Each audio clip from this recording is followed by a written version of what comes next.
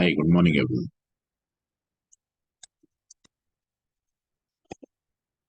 Just give me a-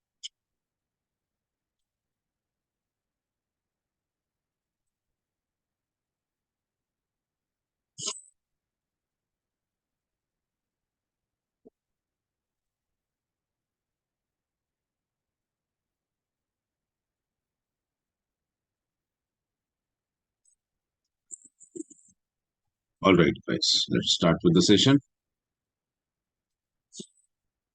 See,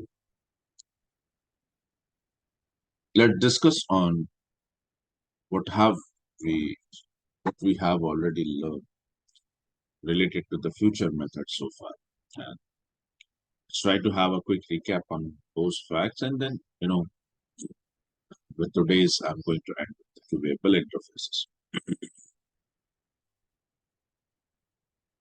So before going further with this, let's try to revise those facts which were really important from the point of understanding and from point of giving them in the interviews. So we started with one of the exception called mixed DML exception. We came to know about one fact that the objects inside Salesforce, they are being classified into two separate categories. They are grouped into two separate categories called the setup object and the non-setup. Then we studied that all of those are kind of objects which directly interact with Salesforce metadata. That means if you would perform any DML operation in those kind of objects, they would create an impression on Salesforce metadata. The example where few of the examples were like user object, profile object, workflow object, process builder object, custom object, custom fields object, document object. And there is a list of all those, although there are very few, but yes, there are so many of them which are called to be the setup objects. Now, setup object typically, whenever you perform any DML operation, let's for an example, for an instance, if you have created a user inside your Salesforce org, if you have created a user, you know how we can create the users. Whenever we are creating a user, we must give him a license and a file, while the role is something which was optional. At the time of creation or maybe after creation of the user. If you want, you can assign him a role. If you don't need, you can simply have a user without any role. That is again perfect to have. So if you have created a user, that is an insert operation inside user object. Or if you are activating or deactivating or doing something else with the user, if you are changing his email ID, if you are changing his password, if you are resetting the password for him, you are changing the time zone or the currency setting for that user. You are updating certain entities for that user.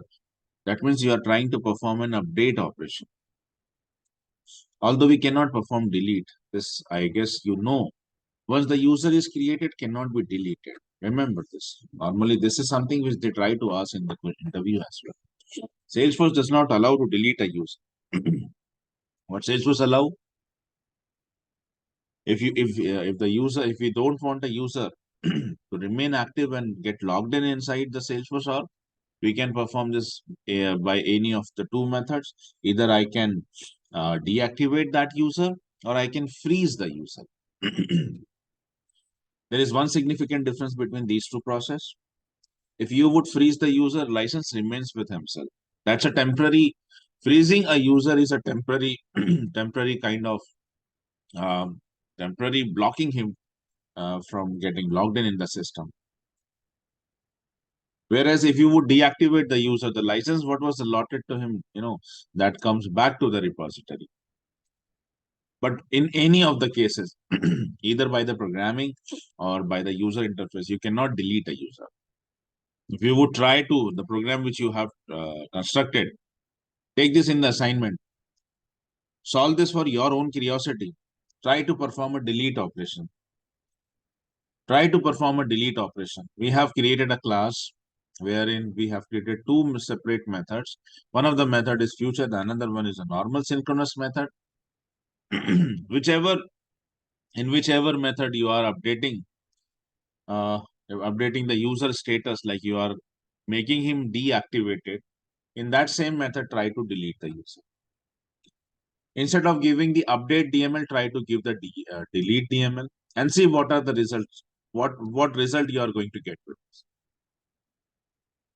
I'm sure because I already have tried this. That's why I'm telling you to perform this. Try with this, and you are going to definitely get the error. But still, I wanted you to try this. So there is no way. There is no way to delete a user in Salesforce. Understand this. Once the Salesforce user is created, it cannot be deleted. It can be stopped by login. It can be stopped to log in by two ways only. Either you can deactivate or either you can freeze it. So we are learning that there are few of the objects that whenever you perform any DML operation with them, they have a direct impression on Salesforce metadata. And these kinds of objects are called as setup object. And rest every other object, whether that is in a standard or a custom, that comes under the category of non-setup object. Non-setup object. So in a single transaction, if you try to combine the DML operation on both setup and non-setup object, in that case, you will going to get the error called mixed DML exception error. And how to avoid that? We have learned that there is a way in Salesforce called as future method. So what we usually do is like, we create inside in that program, we create two separate methods. One method, one method dedicated to the DML operations on setup. The other one is used to perform the DML on the non-setup. And any one of them, whichever you wanted to be executed in asynchronous mode, you can make that method as a future. So this would create two separate transactions within the same program. And we learn later on, day before yesterday, I guess, that whenever you make any method as a future method, it goes to flex queue instead of going directly to the server. That means the method which you have made future becomes an asynchronous quantity, and every asynchronous job, they first go to the flex queue. This is with the batch program as well. So this job will go to flex queue. From flex queue, we also know it goes to apex queue. It goes to the apex queue. And later on, whenever server is available to execute them, they are being moved on to server. So if you have two methods, method 1 and method 2, but method 2 is your future method. So what is going to be happen? Method 1 would be executed synchronously, whereas method 2 is being executed, which is a future method that goes to flex and flex through apex to the server. So it is something like you have created a partition between them two. You have created two separate transactions. So this way the future method is executed. That was first use of future method. And the more practical why we use future method in real time we use future method to combine setup and non-setup in a single object, in a single transaction. Yesterday, I have discussed you about one more fact, another possible cause of future method, another possible use of future method is within the same transaction. There is no setup, no setup or non-setup. But still, if you wanted to perform two separate transactions, you wanted to split the operations into two separate transactions, then any one of them you can define as future method. Yesterday I have taken one example by drawing a diagram with that for that, and then I have tried to explain you like what could be a possible real-time example for this. So in that case as well, what you are going to do would be like you separate the business logic into two separate methods maybe, and then one of them you are going to define as a future method. Now considering that second, see, there is no other alternative. Understand what? There is no other alternative to avoid mixed DML exception.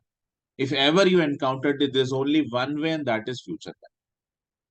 If ever you wanted to combine the DML on setup and non-setup, there is no another way apart from the future method. Remember this. The most prominent use of future method is to combine that the DMLs on setup and non-setup. There's no another way. This cannot be done with the flows. This cannot be done with the process builder. This cannot be done with the triggers. This cannot be done with the normal class. Remember this. This cannot be done with the batch class. The most prominent use, the most important use, the most real-time use of a future method is to combine the DML operation on a setup and non-setup. There is no another alternative to this. But I am talking about the second cause which we have studied in yesterday's session. Apart from that, I have told you that future method can also be used in certain different scenarios. The yesterday's session was completely dedicated onto that use. So if any one of you have missed that discussion, first of all, go and watch this yesterday's session so that you would came to know about future method can also be used in some another ways for some other requirements as well. So what was that requirement? We studied it by in the yesterday's session. So now talking about that second example, where a future method typically is used for some other purpose, to make an split, to make an partition, to make a distinction between the two operations, out of which we wanted one intentionally to become asynchronous and the another one we wanted to become it. We wanted to execute that synchronously. Future methods serve three important drawbacks that time. First, we cannot supply ID. Oh, sorry, we cannot supply S object as a parameter directly to any future method. But I have shown you the way if ever you wanted to supply the record of an object, not S object directly, but if you wanted to supply a record, there's a one workaround for this, that instead of supplying the complete record at a time, we can take the ID and that ID we can supply, because ID actually is a primitive data type. S of future method does not allow you to have S object as a parameter, but it allows you to pass on the primitive data type. So I have shown you this way. I've shown you this way as well. That was the first drawback. Second, there is no chaining mechanism in future method. You cannot call one future method into another or another into another. That is done in the batch program. Inside in the finish method, you can invoke another batch. Yes, that is possible with the batch program. With the future method, it is not possible. And then there is no tracking mechanism in terms of programming. Although you can track it still with the user interface, you can go to Apex job, and from the Apex job, you can track certain entities. But with the programming, it is not possible because when future method is executed, no record is created inside async Apex job object. Although when the batch program is executed, automatically one record get inserted inside async Apex. So I can later on fire a query on this object and get the things with the batch job ID. But with the future method, there is an issue that, after future method, even though a job ID is created, but that does not provide any data inside async Apex. So there were three major drawbacks with the future method. Now, considering those drawbacks, Salesforce has developed a new form of asynchronous programming, and that is called as queueable interfaces. Queueable interface is used to overcome all three drawbacks of a future method. But again, I'm repeating this and I'm repeating this again and again. I wanted this thought to become concrete in every one of yours mind. It would be better if you would write down it some. All right. I wanted this thought to become, I wanted this fact that you should remember everyone. If you ever facing, if you ever have a requirement of performing DML on setup and non-setup, and you are having this threat in your mind, not threat, it's a fact, you are definitely going to get the error called mixed DML. There is no replacement of future method. Queueable cannot perform that. Understand? Even the Queueable seems to be little more promising because it all of the three drawbacks of future method they are overcome over here, and moreover Queueable have more priority than future method. If you simultaneously would supply Queueable and future, Queueable would be executing first, then future method. If there are two jobs has been created, the one of Queueable, the second is uh, second is future method, then Queueable would be executing first, future method would be executing later on. So this seems to be more prioritized. This seems to be little advanced. Still, guys, old is gold. Old is gold. Whenever it comes to handle setup and non-setup, the DML, whenever it comes to avoid mixed DML exception, there is no replacement of future method. There is no replacement of future method. Future method is the only thing which can perform this. Which can perform this. And that's why I'm putting lots of stress onto this fact. I wanted this to become a concrete thought on every one of yours mind. इसीलिए पहले वो पढ़ा हमने और एक दिन उसके बाद हमने दूसरी चीज पढ़ा कि हाँ देखो उसके अलावा भी एक और बात होती है फ्यूचर मेथड के बारे में आप जान लीजिए but that could be replaced वो सेकंड वाला पार्ट जो हमने कल पढ़ा that could be replaced with queryable interface that could be replaced with queueable interfaces because future have three drawbacks. You cannot pass on S object as a parameter, whereas in queueable we can pass. Whereas sometimes they would ask you differences between queueable and future. So there's only 3 points, nothing else. There's only 3 points. Considering future method, you cannot pass on S object as a parameter. You can only give primitive. Whereas in the queueable interface, you can give S object or primitive as a parameter. Then second, one future method cannot call another future method, whereas one queueable can call another queueable. Like your bash program, in the queueable, there is a facility. Yes, you can call one queueable into another into another. The future method does not have any tracking mechanism, means it does not create any record inside async apex job. Whereas whenever a queueable is executed, like your bash program, it creates a record inside async apex job object. And so later on, we can fire a query and get the rate. So there are only three drawbacks with future, which is covered by the queueable. And queueable seems to be more promising. But still, I'm telling you this fact. Whenever it comes to combine the operation, the DML operation on setup and non-setup, there is no replacement of future method. This can be only done with the future method. Remember this one. इसको कभी जिंदगी भर भूलेंगे नहीं आप लोग. वैसे अक्सर तो ये हुआ है कि जब जब मैंने आपसे कहा है कि यार ये चीज नहीं भूलना, आप लोगों ने सबसे पहले वही चीज भूली है. इसलिए मैं बार बार कहता हूँ लिख लिया करो. Just give me a second, one moment guys.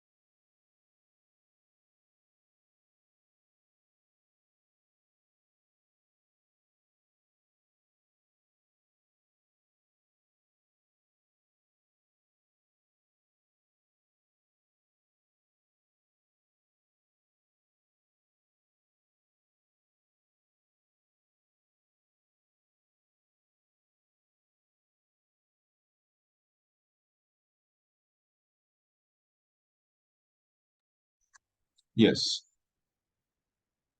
So queueable is that replacement of future method which avoids all three drawbacks. All right. So let's start today's discussion with this one only. Now let's understand how we can write down the queueable interface.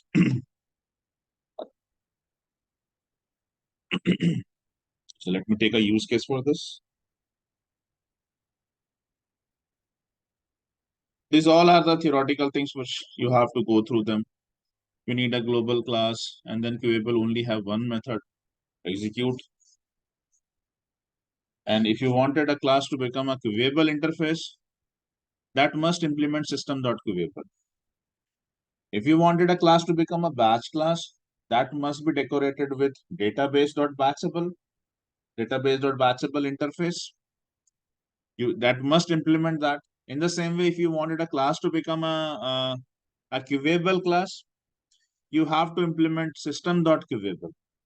Now, queueable class, queueable interface only have it only have one method, and that is execute method. Like your batch class has three methods: start, execute, and finish. Queueable, on the other hand, only don't have start and don't have start and finish, although it have only one method, and that's execute method. The return type of execute is void, like your batch class. This class must be global. This class must be a global class. So this execute method must also have a global access specifier. If you remember, the execute method in terms of batch class was having database dot batchable context as a parameter. All three of them, start, execute, and finish. Start, execute, and finish, all three of them were having a common parameter. We're having a common parameter database dot batchable context. Whereas execute method in terms of batch programming have one more parameter, list of S object. But over here inside in the queueable interface, the execute method have only one parameter, and that is not database.batchable context, rather it is system.queueable context. System.queueable context. So these are, these are the overview. So how to write down how to write down a queueable class.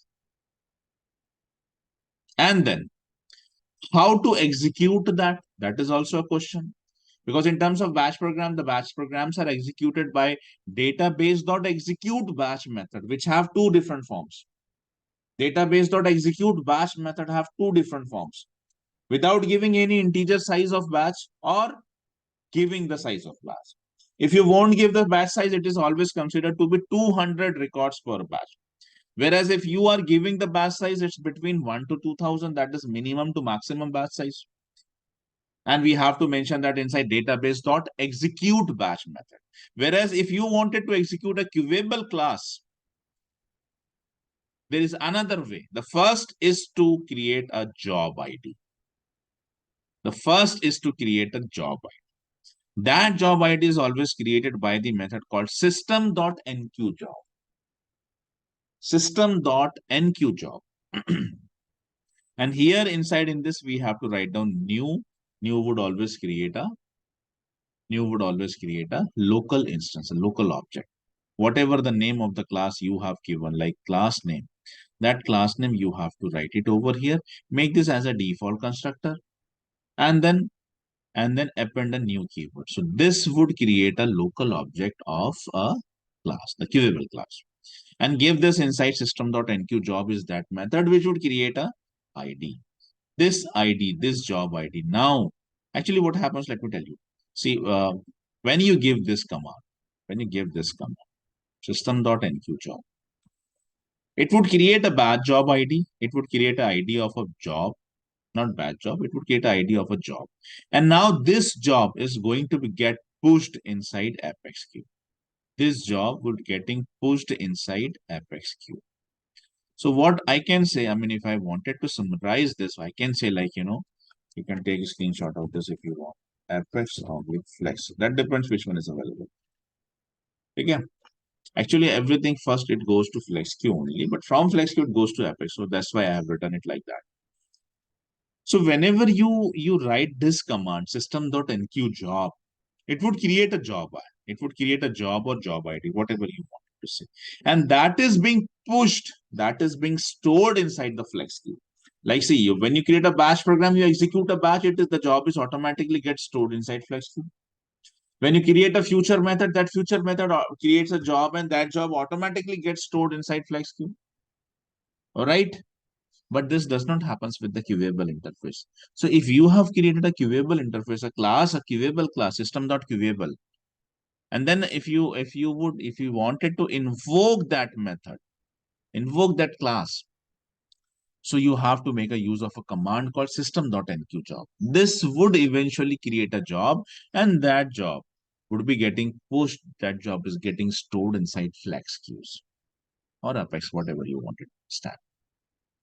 All right. So this way, like, and yes, of course, because future method does not provide this, but queueable interface, like you can track the result with async Apex job, because whenever queueable would executing, it would create a record inside Apex. And so if you have get the job ID, see over here, you get the job ID. You can against that job ID, you can fire a query to get the things, get the result, get the status of that. So this is the whole process. This is the whole process. Now let me quickly take one example for this, and we're going to see how we can write on a queueable. It's nothing else. Create a queueable job to create hiring manager record. So I would be just performing an insert operation inside a hiring manager object. All right. And let me copy this class name. Let me show you how we can write down a queueable class.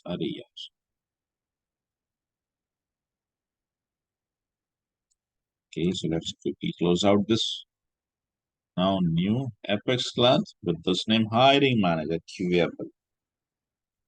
All right. So this is the class which I have formed. Now to this class, if I wanted this class to become a queueable interface, I will have to make certain required changes. Like first of all, let me mark the access specifier has to be global. All right. And then this class must implements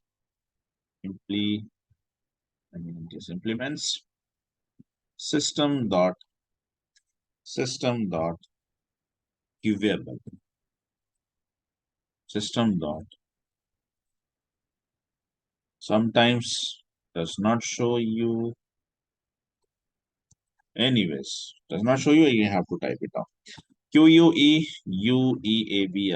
Queueable. System.queueable without any parameters, right?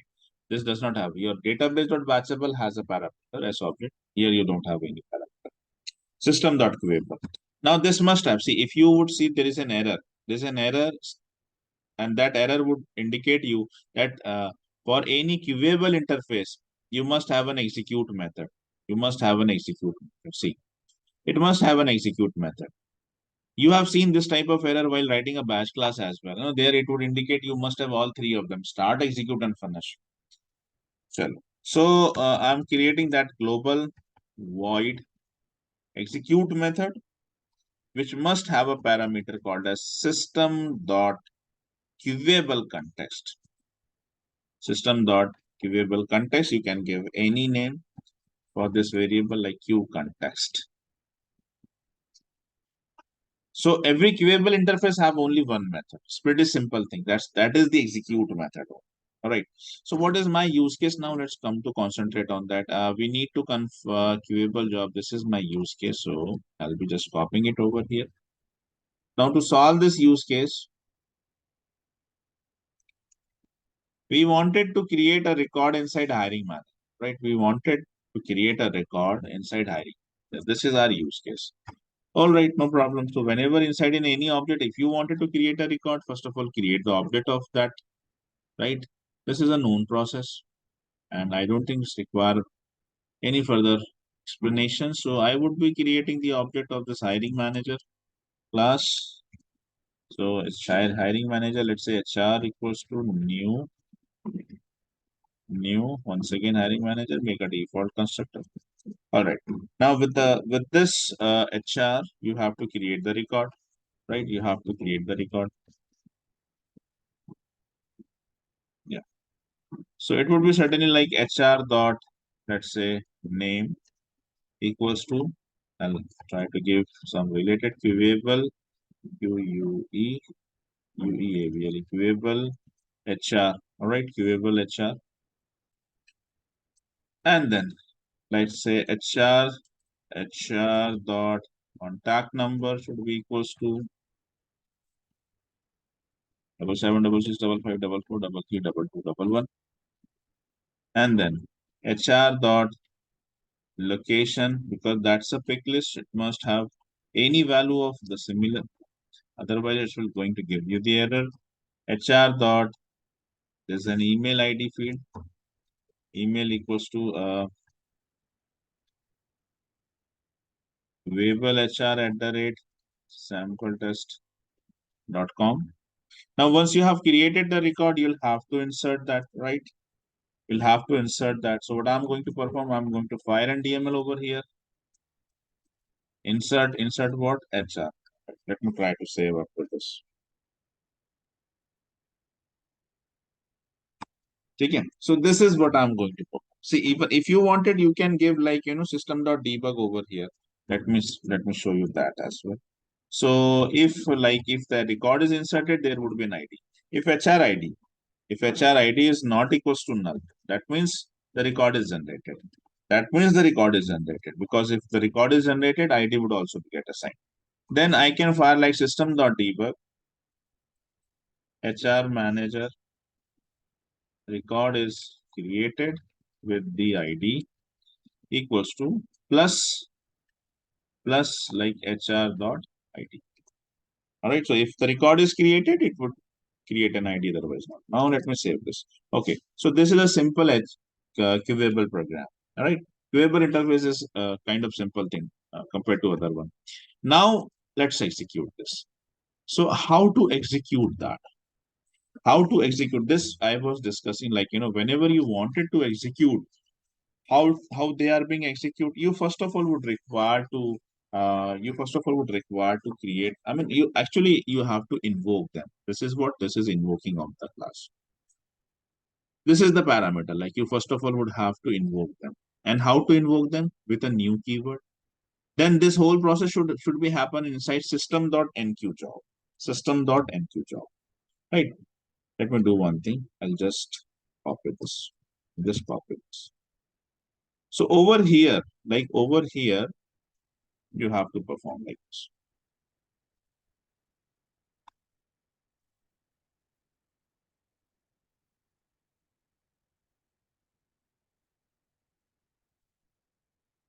The first part of this is to invoke that class. So my class name is hiring manager Queueable. So I'll copy this class name, I'll paste it out over here. Like this. Like this. Right. So system.enqueue job along with a new keyword, I'm giving the name of my class. This would create an object. This would create an object. And this object, I have given it inside system.enqueue job. Now, enqueue job would create, it actually push, it first of all would create a batch job. It first of all would create an asynchronous job rather. And it would push that inside flex queue. On the return, on this would return, system.enqueue job would return an ID. See, if you wanted to see that, you can simply type system.enqueue job. See, whenever you execute system.enqueue job, see over here it returns. What it returns? It returns an ID. All three of them. Like you can have, there are certain other, there are certain other forms of this. If you wanted to introduce the delay in terms of millisecond, you'll have to write it over here. So in all three of them, although there are three flavors of this, but all three of them, if you can see, what is the return type? Return type is an ID. Return type is an ID. So system.enqueue job would always return an ID. That's why you have to capture it inside an ID variable. And this is that job ID which is created for this particular job, which has been pushed inside the flex queue array.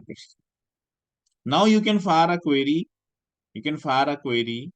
And you can get that order over here. Okay, so this I'm removing because even though if we are getting it, we cannot show that. All right.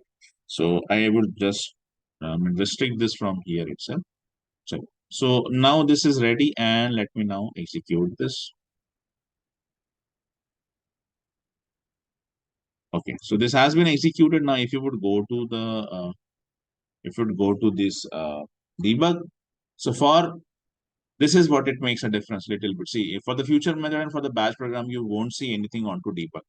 That's why we'll have to go to the debug mode on user interface to verify. But Queueable interface generates HTML form of debug. And so you can see this way. So one hiring manager record is created with this ID, right? I can track this. I can take this ID. I can go to the user interface. And if I would go like hiring manager, I'll open any record and I just replace this ID with this one and fire this. So this is that record which is Queueable. So with Queueable, there's one another facility is like, it generates an HTML debug and that you can find inside in your developer console. So this was Queueable interface. This was Queueable. So that is just a replacement of your future method, but for the second purpose, what we have discussed. But otherwise, if you are trying to perform operation on setup and non-setup, there is nothing which can replace the future method. There's only one solution to that, and which is a future method. I hope everybody has had understand this, right? Let's go with this by today. And by tomorrow, I'm going to end this with another topic, and that is schedulable program. This is going to be the last thing what we are going to study in the asynchronous method. In the asynchronous programming, this is going to be the last topic. After that, I'm going to start with triggers, and there's one more topic called test bus. So these are the only two topics which are left with the development, right? And this weekend on coming like Saturday and Sunday, I'm going to continue with the deployment things what we have started. That's all, guys. That's all for now. If you wanted to ask something, I have given the command. You can unmute yourself. Yes. Any questions so far? Anybody wanted to ask anything?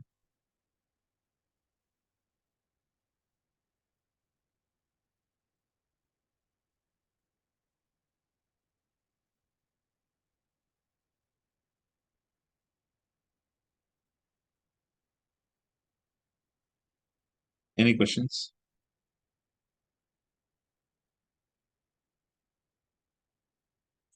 All right then. Thank you so much for joining. Have a nice day.